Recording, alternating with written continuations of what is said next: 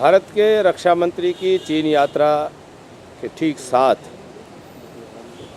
जो चीन के सेना के जनरल ने उकसाने वाला आक्रामक बयान दिया है, भारतीय जनता पार्टी सरकार से अपेक्षा करती है कि सरकार चीन की लगातार आक्रामकता का संज्ञान ले।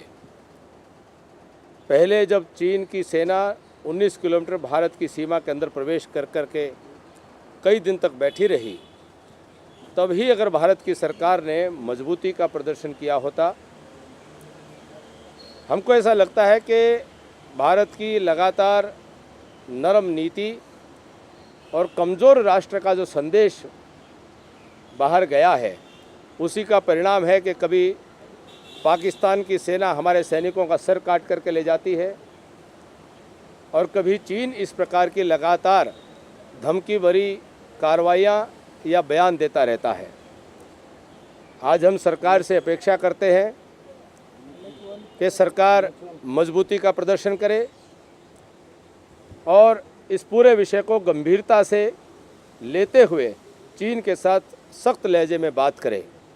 भारतीय जनता पार्टी सरकार के साथ खड़ी है और इस देश के 125 करोड़ लोग सरकार के साथ मजबूती से खड़े हैं।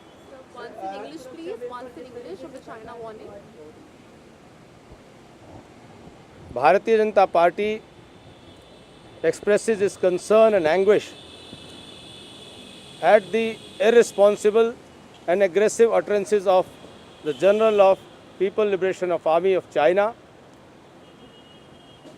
and we believe that this aggression shown by China when they intruded in our border up to the tune of 19 kilometers, and also by Pakistan when they beheaded our soldiers, is actually a result of the weak-kneed foreign policy and the weak-kneed reaction on the strategic issues by the Government of India.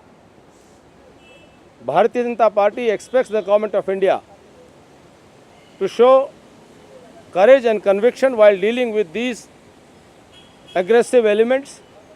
Bharatiya Janata Party stands by the government, and we assure the government that along with the 125 crore people of India, we will stand by them.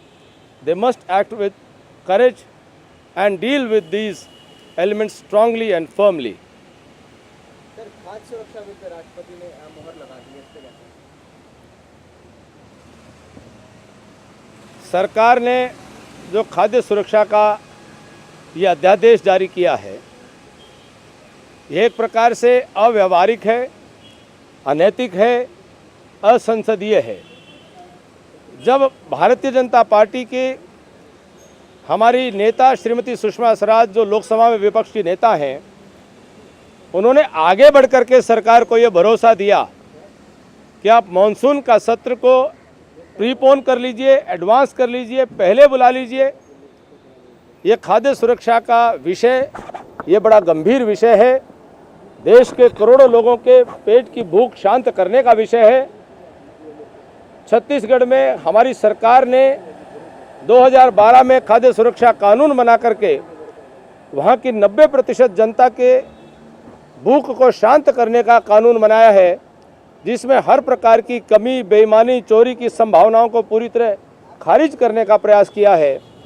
इस प्रकार के अनुभव और प्रयोग हम संसद में साझा करते, एक अच्छा कानून बनाने में सरकार को सहयोग करते, ताकि ईमानदारी से देश के गरीबों की भूख मिटाई जा सकती।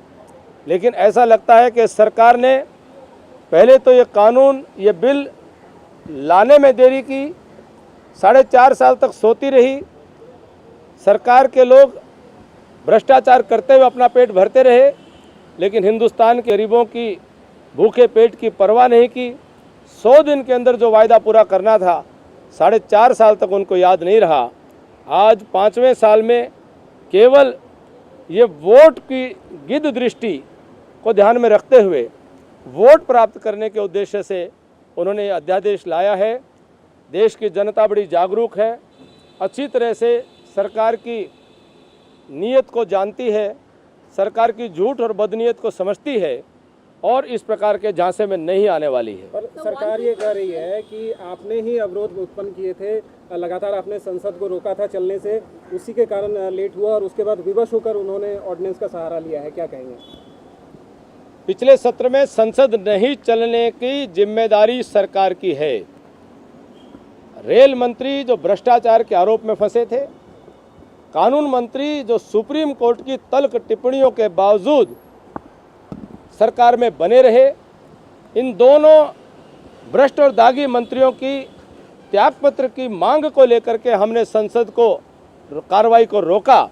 अगर सरकार समय पर यह कार्रवाई कर दी होती तो संसद का वक्त जाया न होता और ये बिल के ऊपर चर्चा संभव हो सकती थी। सरकार की जिम्मेदारी थी, सरकार ने अपनी जिम्मेदारी पूरी नहीं की।